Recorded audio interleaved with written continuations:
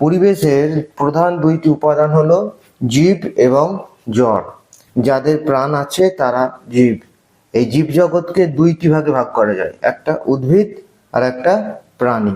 উদ্ভিদ নিজেদের খাদ্য নিজেরাই তৈরি করে নেয়, কিন্তু প্রাণীরা খাদ্যের জন্য পুরোপুরিভাবে উদ্ভিদের উপর নির্ভর করে।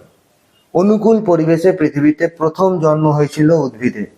অতি ক্ষুদ্র এককোষী উদ্ভিদ হিসেবে উদ্ভিদের সূচনা হয়েছিল। তারপর লক্ষ লক্ষ বছর ধরে আরো উন্নতি ঘটেছে এবং আস্তে আস্তে জন্ম নিয়েছে বিশাল বিশাল বৃক্ষ।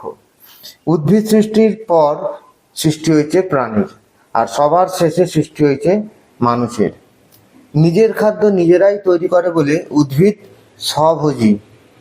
আর প্রাণীদের মধ্যে ছাগল, গরু, হাতি, হরিণ এরা কেবল ঘাস পাতা অর্থাৎ উদ্ভিদ খায়, তারা মাংস খায় না, এই জন্য এদের বলা হয় তৃণভোজী। অন্যদিকে বাঘ, সিংহ, শেয়াল, হায়না এই সমস্ত প্রাণী যারা, তারা অন্য প্রাণীর মাংস খায়, সেই জন্য এদের বলা হয় মাংসাশী। ময়ূর, আরশোলা, মানুষ এরা এই সমস্ত প্রাণীগুলো কি করে না, শাক পাতার সঙ্গে বিভিন্ন মাংস ফাংসও খায়, এই জন্য এদের বলা হয় সর্বভুক প্রাণী।